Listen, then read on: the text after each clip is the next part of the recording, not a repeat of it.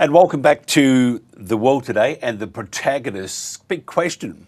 I mean, the Epstein fiasco, the files, and it's just terrible, isn't it?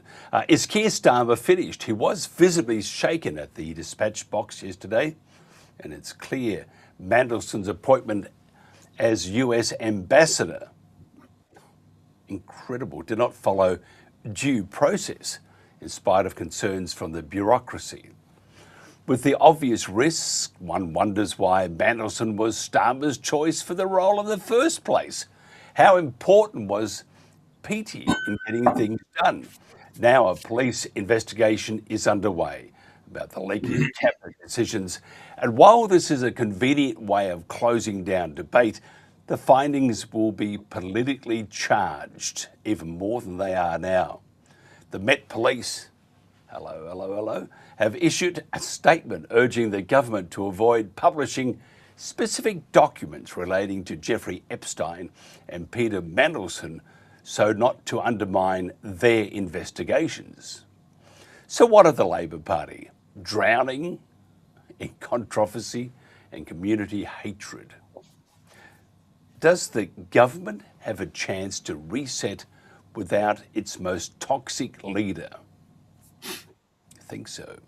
Is there anyone who can replace Starmer? Our panel today is Dr. David Richards, and a physician, scientist and co-founder of Australians for Science and Freedom, and William Clouston, leader of the Social Democratic Party. And our third guest, we hopefully will be along with us very shortly. So we're just going to change a few things around, and hopefully this will all work now, because we're one guest short at the moment. So let's just try this one out. Gentlemen, thank you so much for joining us. David, your observances across that very large ditch. Is the Labor Party finished? Ah, gosh. Well, I mean, we're in for some enormous political upheaval. Obviously, what we're seeing is that the major parties in the United Kingdom, much as we're seeing in Australia with the major parties in Australia, are starting to fragment, and we're starting to see other groups, Nigel Farage's party in the UK, and of course what we're seeing in Australia is Pauline Hanson's party garnering more and more support in Australia,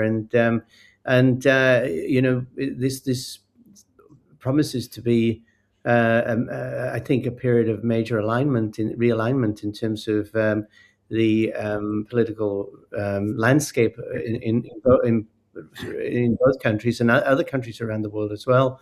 And God knows which direction this is going to go in, because at the moment, I don't think it's the.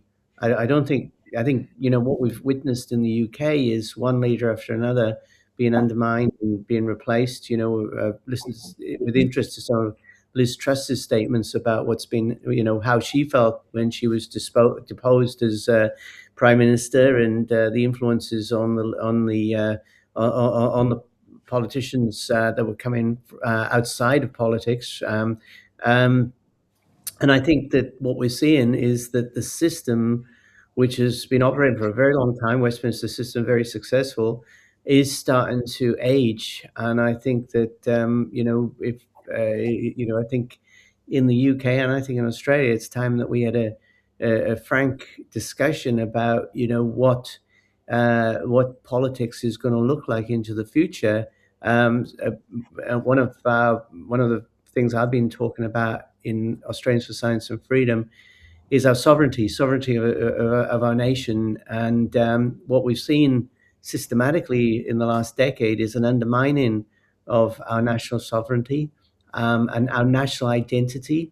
It's almost obscene to be talking about, the history of our countries, how we came to be successful. That's a subject that's taboo, and yet these are the very things that bring a country together, a peoples together, is the national identity, and along with that, the protection of our sovereignty is I think the biggest challenge facing both countries and other countries in the West. William Clouston, thanks for joining us again. Do you think the Labor Party is finished? And the reason why I say that, once upon a time there were the Tories. They're gone. Let's all move over to Tories number 2. And now we have the Labor Party. If you've never seen cannibals eat each other, and egged on by the good folk of the UK, this is it. You need to watch. Are the Labor Party finished? Probably not, alas. I think they look. We have a two-party system, and it's been historically very, very resilient to challenger parties. So it's far too early, in my opinion, to say that it changes for good, or to change it for good, you need a change to the electoral system, and that would open it up. You'd probably have a 5 or 6 party system if that were the case. But it's certainly in bigger trouble. The Labour Party is in far bigger trouble than the Tories, and I've predicted this for some time. It's partly linked to their very large majority, but on quite a relatively low popular vote. And they've been clueless, literally, on gaining office. None of the plans on the big questions are working, on housing, on energy, or industrialization, trade, criminal justice. Nothing works. And they have no answers to it. And I followed Keir Starmer for many years, actually before he was Labour leader and on becoming Labour leader, and he'd never said anything on the important material matters on these things, as I say, housing, trade, industry, economics. He'd never said anything that was vaguely interesting. I don't think he was particularly interested in it. He's a human rights lawyer. He's interested in process, and he's got nothing to offer. So they're failing. I mean, you could replace Starmer, and most of the fundamental problems would remain. The problem is, Mike, they're on the wrong side of the argument in policy terms, and actually instinctively they're on the wrong side of history. I mean, these are progressive liberals who have been, their type of politician has been in charge for 30, 40 years actually across the West. And it's a bit like, I do think it's reminiscent of, late stage Soviet empire. You've got someone like Starmer in Downing Street. He's sort of clinging on, but the public have had enough of the type of policies which he represents: open borders, mass immigration, and the points being made by David on sovereignty, national sovereignty. He doesn't believe in national sovereignty. When we had a vote in 2016 to leave the European Union, Starmer did everything he could to undermine the vote, everything he could. So we can discuss what happens next, because he's clearly toast. He's on the way out. Timing, probably he could hang on until the May elections, but he's going to go after May because the results are going to be disastrous. We can talk about who might take over, but I don't think it would make very much difference to the position and the direction of the Labour Party in government. While you're there, William, who would replace him? Well, it depends whether you look at the odds, the betting odds, or something about the Labour Party. So the betting odds say Angela Rayner, top, and then Wes Streeting, and in third place Ed Miliband and Shamana Mahmood after that, and various other people. My money's on Ed Miliband. Angela Rayner has, some people like Angela Rayner, but she has difficulties paying the right amount of tax on her housing transactions. I think she'd be an utter disaster. She's not intellectually able to be Prime Minister, would be useless. Quite popular in the Labour Party, but I don't think facing forward, I don't think she'd be successful at all. Wes Streeting is actually quite popular on the right of the party. But you've got to remember that most of the PLP, the parliamentary party, are not right-wing. They're sort of left-wing progressives and don't really like him very much. And Ed Miliband is actually popular among them, and critically, he's popular among the membership who actually vote. So if you look at Labour list, he regularly tops that. Now, he's disastrous among his political opponents, but he's a popular man amongst the key electorate, which is the Labour Party and the people that can vote in the election. So I think Miliband probably is the one that takes over. I would probably say after May, I think Starmer is quite stubborn. He probably stays on until then. But who knows? But either way, it won't solve the fundamental problems, because there's no leader in that race that is in grasp in touch with reality, I think. David, what do you think? Well, look, I think I tend to agree. I think that his days are numbered. I mean, he's upset so many people. What we've seen from other political parties, like the Conservative parties, is that once the leader's in trouble, the knives are out. And I do think that Ed Miliband would be a safe pair of hands in the sense that he's been there for a long time and got very very experienced. But very much as William has said, I can't see anything changing. I think that they straitjacketed. I mean, from afar, from here, they've spoke this woke agenda for so long now. They've straitjacketed themselves into this politically correct narrow groupthink that is so self-destructive, and they don't have the intellectual capital to be able to move in any other kind of direction. I think that they are hostage to their own misfortune. William, what will be the trigger? It's a terrible word to use about Starmer because there are many that would like to do that with the trigger. But what would be the trigger to remove Starmer? Well, there are two routes really. He can resign and throw in the towel. Possibly that might happen after key revelations on the Epstein Mandelson affair. That could happen. The Parliament will get its hands on a lot of information, a lot of internal information, and there's talk this morning of them getting access to WhatsApp messages right back to the general election. So that would be very interesting indeed. I mean, I think he's done for anyway, because I think Kemi Badenoch in Parliament didn't actually skewer him on getting the key admission. The key admission is that Starmer appointed Mandelson knowing that he had an ongoing relationship with Epstein. Right? Let's just go over that again. He appointed Mandelson to the key diplomatic job in the world for the UK, knowing that he had an ongoing relationship with this man.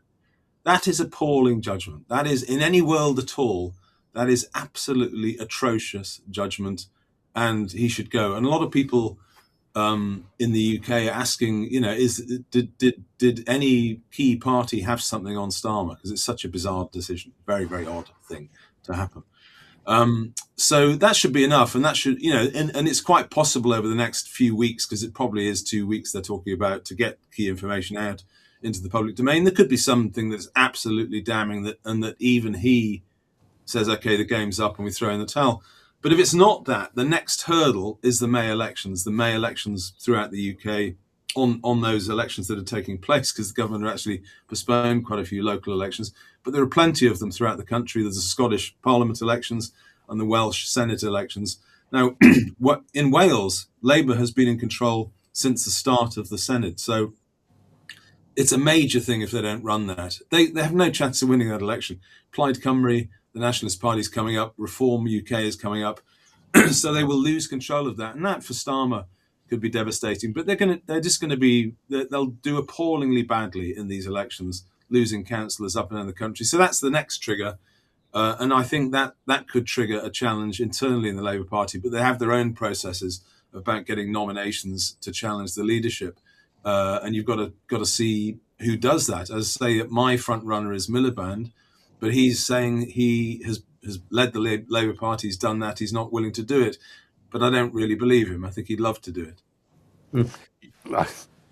Would you believe a politician? I mean, you are one, sorry. But I'm just thinking that. Oh, I don't want it. Oh, I did it for the king and country. Yeah. What about David? What about the style of government? Will they continue under the current agenda, or do you think with a new leader you would have new policies and a new agenda? To tell you the truth, Mike, I think it'll be like changing the deck chairs on the Titanic. I think that I think that the trouble is the leadership now is of the Labour Party. Well, the Labour Party has moved so much to the left from afar, looking from afar, from where I see it. Labour Party's moved so much far to the left that its natural is the natural constituents now are expecting the extremely woke, extremely extreme ideology, which is really completely bankrupt of any kind of ideas. And it's hard to see how they can escape from that because they've boxed themselves in. It would take someone of immense courage and honesty to front up, to change the course, the direction. And it's hard to see that happening in the Labour Party. I mean, history is against it. What we've seen is a tendency to become the movement of the Labour Party over time is to become more and more authoritarian, more and more sort of, dare I say, communist-like, and it would take a huge reversal of the ship to really fix the problems. I think the problem is that they're heading in the wrong direction, and do they have a person of enough courage to speak out and say, "We've made a mistake"? I mean, that's what's required. What do you think, Bill? William, what do you think? I think, I mean, it's interesting actually. David mentions the Labour Party's gone to left wing. I don't think that's right. I think it's not left wing in the economic sense, and that's a problem for people like me, because some of the things that it should be doing, like building some housing or reindustrializing or owning and running, providing grid power for the energy system, it doesn't do. It's not interested in doing. The problem with the Labour Party ever since Blair is that it's sort of neoliberal, liberal party. It's basically an awful combination of sort of progressive ideology, as you say. They're all woke, and a preference for international structures rather than national structures. But all the sort of red meat, the concrete things, the material things that someone might want. They might want a decent national railway system or something. They're not interested in that, and they have no proposals to change any of that. So, what we do, the problem with Labour is a bit like the Tories under Johnson. You have comms and PR and slogans. That seems to have replaced planning and effective government, good governance. And it's everywhere. You see it. I spend, three trips a month in London and SW1. You see it everywhere. That's how they think about politics. So I'll give you a couple of examples that your listeners will be interested in. So Australia solved its unsolicited arrivals problem under Howard, in the famous election. We will decide who comes here and under what circumstances. And you do offshore processing. That works. In the UK, we have an open border on the south coast. Tens of thousands of people rock up. These people will be fiscally negative to us, massively costly to the society. We can't stop them. One of the reasons we can't stop them is that neither government is prepared, Labour or Tories, to get out of the international architecture which prevents you from having border control. They just don't have the bottle because they're all liberals. And so you get slogans, and Boris Johnson had a slogan, the Rwanda scheme, and that was a publicity stunt, didn't work. And Starmer had a slogan, smash the gangs. Previously the Tories said stop the boats, now it's smash the gangs. But a slogan isn't actually going to solve the problem.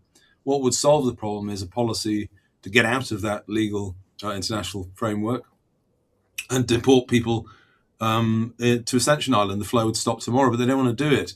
So I'm afraid a slogan is not going to solve the material issue. And you see this everywhere. I mean, in housing, which is a key area I know something about, Steve Richards, the present housing minister, is keen on build baby build. Steve Reed, sorry, build baby build. That's his slogan, but it won't solve anything because he has no capacity. There's no plan to increase capacity in house building, in state house building. There's no plan at all. They don't want to do it, and so nothing will happen. The house price situation will continue to be beyond the reach of many young people, in particular a bit like Australia. Mass immigration will continue, and the slogan won't work. So I'm afraid we're just not governed by competent people. What about the? I'll stay with you for a second, William. What about the? You mentioned, the usual ones. I won't put my hand up. I'm not going to put my hand up. But are there any like sleepers? And I couldn't imagine anyone being at the Labor Party being asleep. But any other like people or candidates that are bubbling under that could be, for example, Starmer goes. So instead of going for the usual one, let's go to someone brand new with a fresh outlook, a bit of a redirection, a bit of a rejig with the direction of the party.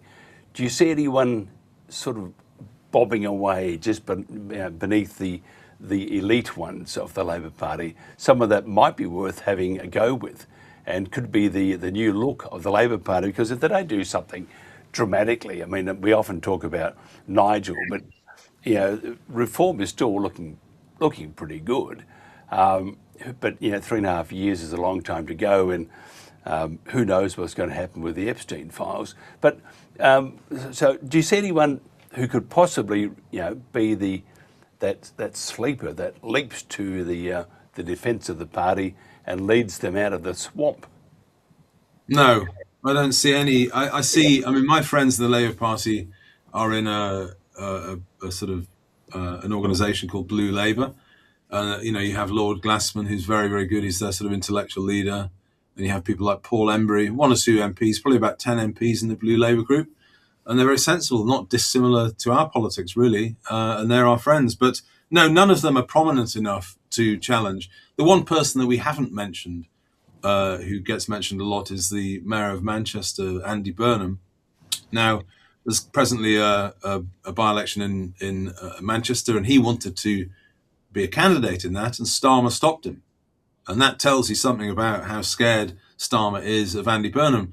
Now, Andy Burnham would certainly be a better leader in terms of political warmth. He's much more likable, better communicator, and so on. But he hasn't got a seat. So he can't do a lot about that. He can't do a lot about that if he's not in Parliament. And I see no immediate prospect of a route back in for him. So that's the difficulty. The other difficulty, because I know a little bit about the Labour Party, the other difficulty he has is that he's far too right wing for most of them. So he wouldn't be, he's not particularly liked among the PLP or the membership. So that's a problem. But I don't know. I would say, I just float this idea to you. It is a hell of a long time, to the next election, 3.5 years. There's a lot to happen. Reform are ahead in the polls. They're sort of roughly 30%, 29, 30%. Tories are down at 18, and the Labour Party are at 18. And you have these other two, you have the Green Party and the Lib Dems hovering around mid-teens, low teens.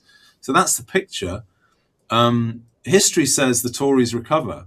I mean, I'm sorry to disappoint people that want to see it differently. In a way, I do. I want to see it differently. But history says the Tories recover. And Kemi Badenoch has done a lot better recently in Parliament, and that doesn't always transfer to popular votes. Most people don't watch it, but she is doing better. And the other warning for a reform is, and Nigel Farage, my party had a national electoral pact with Reform at the last election. It's just a minor pact. It was 22 seats. We agreed not to fight each other on.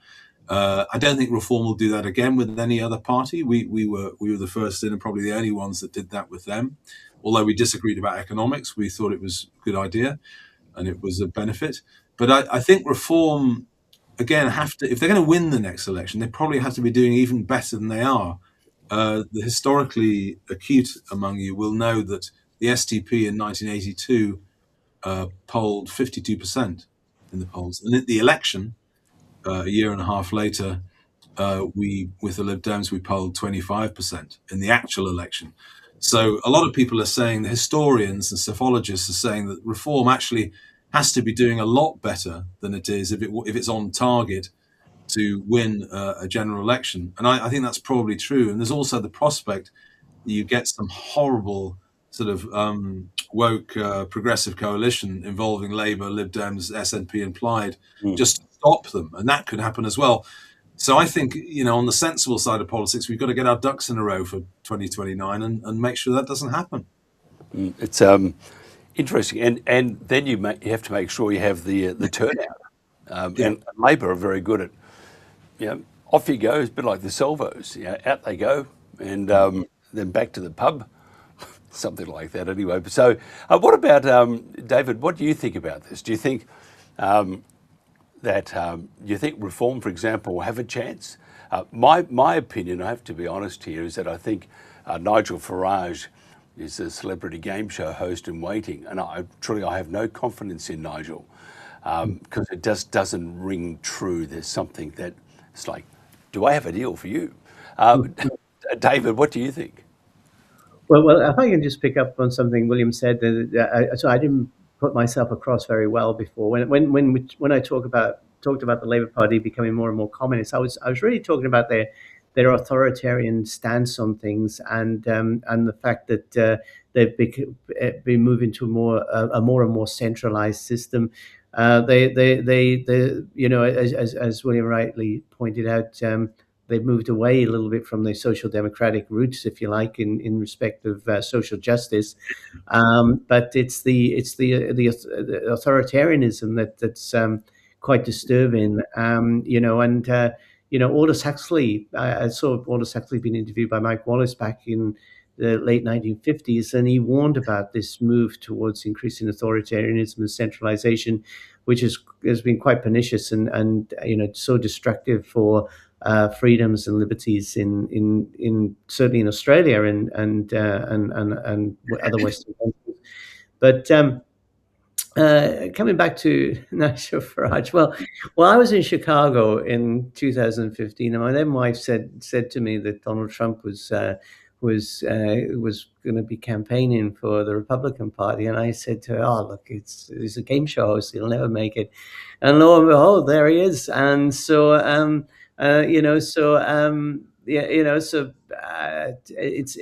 politics has moved from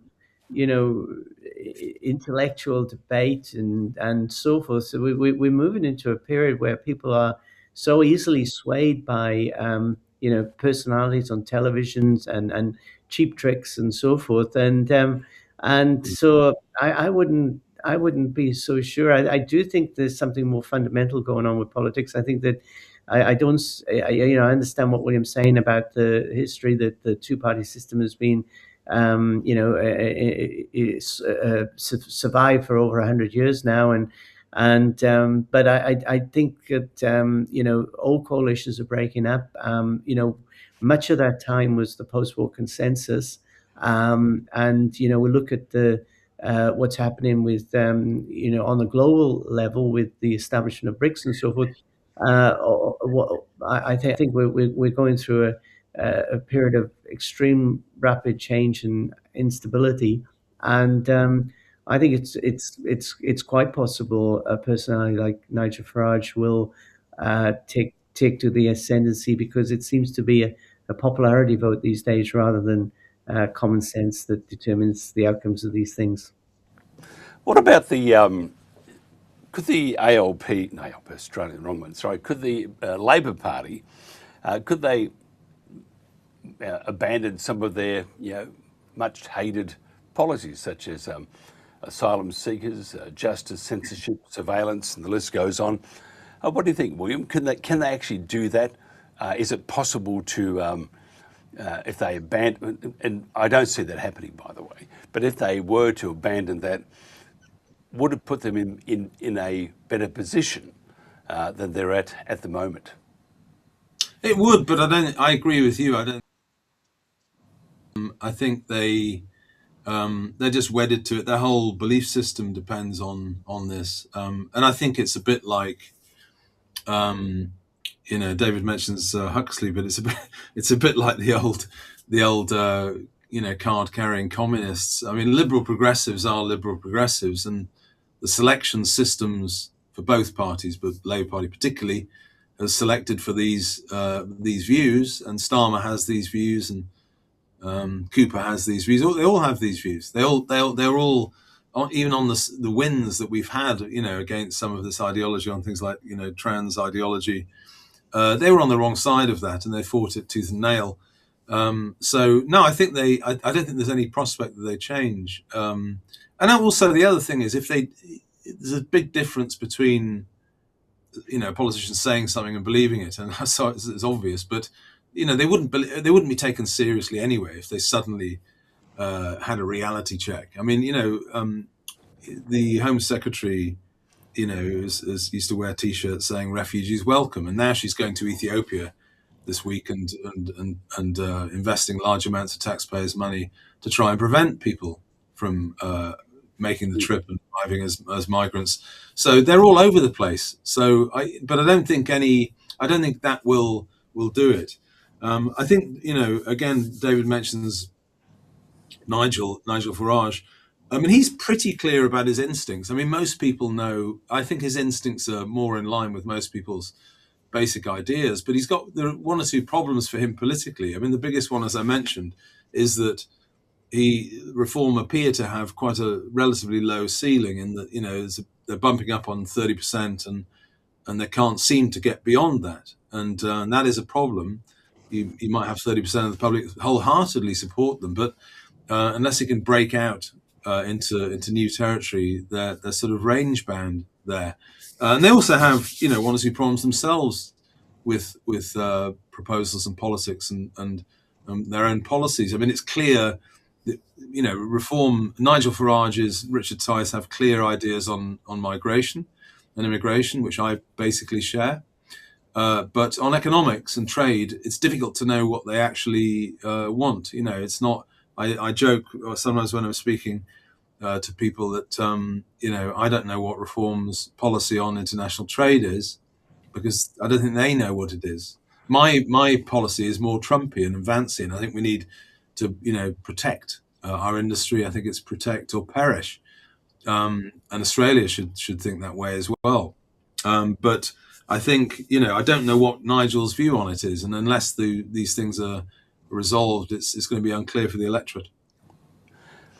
William, just on that, China and the UK seem to have, they're getting closer and closer. And we have the super embassy, and they aren't very far away from sensitive data via the pipes that go very close to the super embassy. You have Chagos. You have a wonderful visit to Beijing. There seems to be a lot more China-centric being brought in here. What's your views on that? Well, politicians across the West can't avoid China in the sense that if any of them bother go down to Walmart or Kmart in your case, or wherever, or Asda and all the products on the shelves are Chinese. So the level of industrial dominance that we've got from China, which has emerged after they were brought into the WTO, which some people think is just a disastrous mistake, demonstrates the reliance we have industrially. It's just absolutely astonishing. And as I say, a whole generation of Western politicians, the liberals, particularly the free trade liberals, have just been indifferent to what is made where and by whom, and indifferent to who owns what. So the amount of Chinese ownership and foreign ownership in British industry is a problem. We seem to be willing to sell off key industrial assets to foreign owners without any problem at all, just for the short-term buck. So whether you like it or not, whatever politician says, the way we are in terms of industrial products is that virtually the whole world is reliant on China. So they don't. When you think about it, when you speak to people in think tanks and China experts, they'll tell you that there's in the immediate term, short term, there's very little you can do to avoid very, very strong reliance on China, and that's where Starmer is. I mean, he's gone over there. It was a fairly pathetic trip in terms of the announcements that were made, and they were puny. There was pretty much nothing there. But I think there has to be a reality check on national resilience and Chinese influence, and there has to be a reality check on the fundamentals, the things that are really nationally sensitive, like your energy supply. And it seems crazy. I mean, what I'm about to say is true. Ed Miliband and all the net zero people, all the people that are very keen on renewables. Renewables don't really work, do they? Because they're intermittent. So you need a proper system as well as a renewable system if you have that. But all of that, all the wind farms and all the solar farms, are all a way of basically subcontracting our energy system to the Chinese, which is obviously utterly insane. No sane government would do that, but that's what they're doing, and it illustrates the problem that we have. Until you get people elected that can actually think, what is secure? Can we produce our own energy system through nuclear? I would go through nuclear and oil and gas. So we actually get resilience. You're not going to get any change, but they're totally in hock to this and think it's like sort of hello clouds, hello sky, it'll be fine. Well, I'm not sure it will be fine. No, I don't think so either. David, what do you think? Well, I agree completely with William. I think one of the most significant things for Australia is our energy policies. We've gone down this crazy route of renewables, and unfortunately, I think many of the politicians are scientifically illiterate in terms of, in terms of the understanding how this is going to pan out. One of the things I'm articulating as part of Australians for Science and Freedom is a nuclear policy for Australia. I mean, we've got massive amounts of uranium. We have the major uranium reserves in Australia at this stage. We're mad not to be using it. We should, it's a biggest crime our politicians are creating against this generation and future generations is not instigating the implementation of nuclear weapons and nuclear power, I should say. And we could have small scale nuclear reactors up and running in about 10 years, enough to power several stations. I'm actually also very optimistic that in the near future that nuclear fusion becomes a reality as well. And Australia is really well placed in that sense because we are one of the major producers or the major resources for lithium worldwide as well. So I think that this is key, for my part. Energy security is key to is the single most important factor in securing sovereign protection into the future. And any country that doesn't look after its energy reserves is going to become, find it very difficult to secure its own agenda. Yeah, I just, William, I got to, because we had a conversation with David prior to this on another show, and he was telling me that whiskey is not very good for you, and not as good as wine.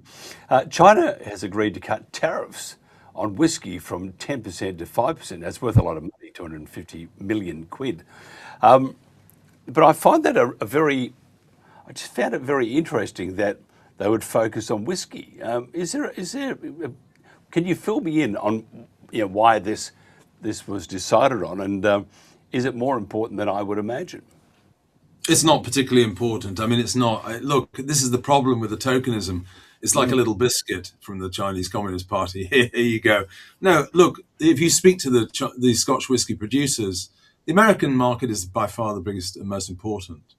And the Chinese market has actually suffered recently in the last few years in terms of Scotch whisky sales because of lack of consumer confidence. The Chinese savings rate is very high, and they have major problems with oversupply of residential property, and they've got a festering debt problem with property.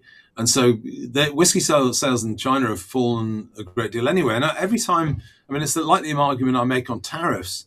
The currency fluctuation between sterling and the Chinese currency is bigger than that anyway. 10%, a drop from 10 to 5 is helpful, but it's not particularly significant. It really isn't. But just to reiterate the point that David made about energy security, this is the issue. For the whole of industry, you can't industrialize, you can't keep what industry you have unless you have abundant, reliable, cheap energy.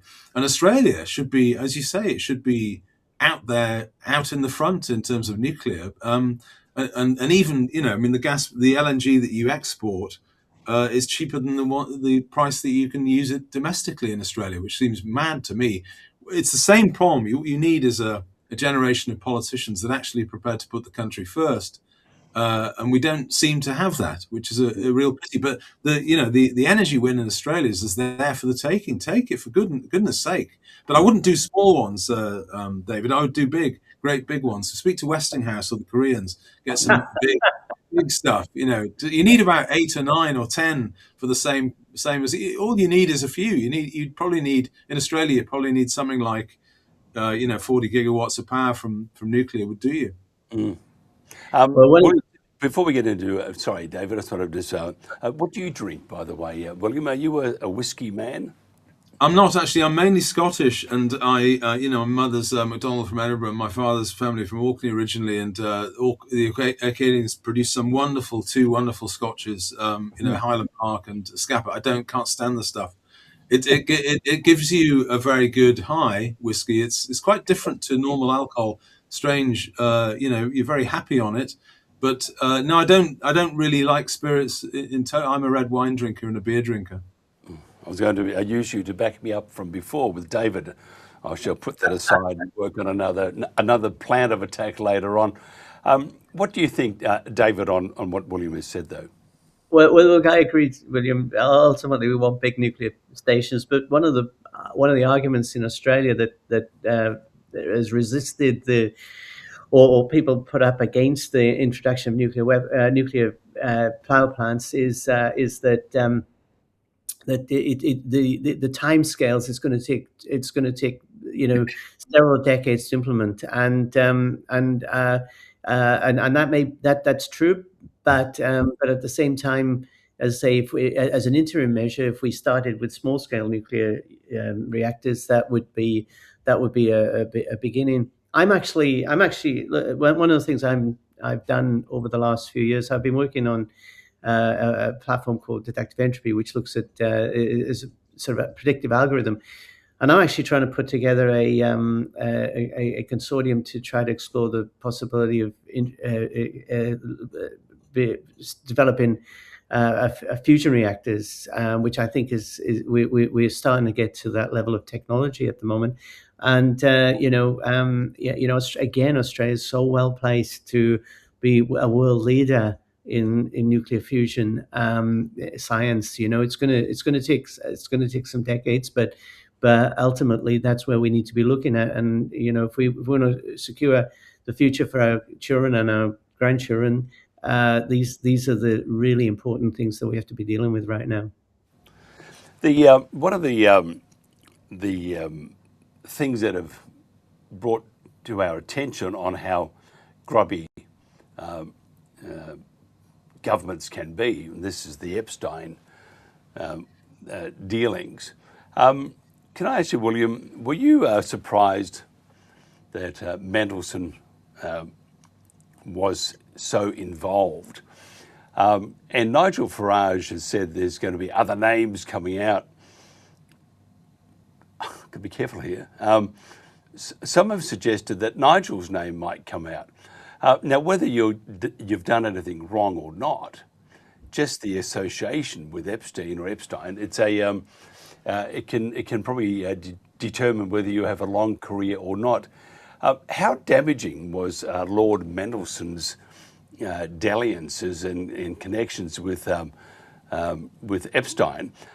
And you look at not just the hanky-panky that went on, but security-wise, he was sharing private or very confidential information, government confidential information, to other parties. The alarm bells must be ringing very, very loud at the moment.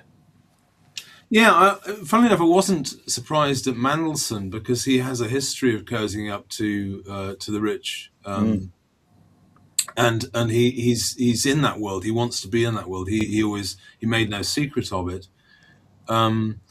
In terms of his behaviour, I think when he was business secretary after the GFC, it's in the public realm. I'm not saying anything that's not it's not even questioned. when he was business secretary, he leaked information about the euro currency bailout to Epstein prior to that happening. Now, we'll wait and see what the courts say if he goes to court, if he actually gets charged. But under the Act, Section 52 of the Act, insider dealing doesn't require you to benefit personally. It doesn't. You don't have to have evidence that you cashed out on it. The key test is whether the information that you gave was specific enough and whether it was market sensitive. And if those two tests are made, Mandelson could be looking at 7 years in jail for insider trading. But it gets beyond that. There were other things that, there was a NatWest asset that he managed to pitch to Epstein, and eventually JP Morgan bought it.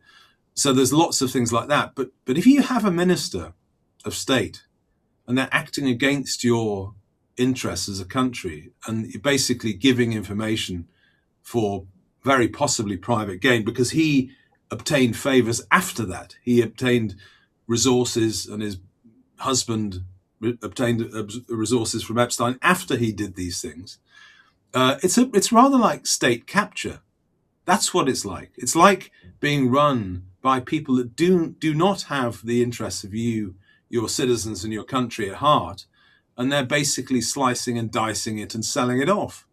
And whether it's in Australia or the States, I have differences with Trump on some things, and I prefer Vance to Trump, actually. But he's right about a lot of things. And one of the things he's right about is a lot of Western nations need to step up to the mark and actually put their citizens and their nations first. He's right about that. But when you've got people in government at the highest levels, people like Mandelson, who is basically giving information out and doing things which are not in the interest of your nation, it's very, very problematic. And that's what needs rooting out. We need to just have people that actually are prepared to back us and not be enthralled to these financiers. It's a disgrace. Mm.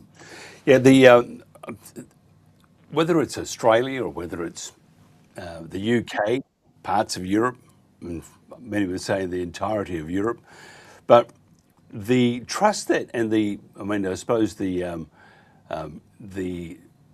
disclosure of people's how they actually work, the grubbiness, and you have government doing all sorts of terrible things. Then you have the personal, such as Mandelson, for example, with Epstein, and then you have other names being brought up. Tony Blair was brought up, his name, and many of the redacted pages were mentioned that they kept out all the juicy bits. But my thoughts are that they actually kept out many of the parts that involved other countries and the information that has been disclosed to those countries, which would then contravene many secrets acts of many countries. So, and I'll start with you, David, first of all. The Epstein basically dump all the information.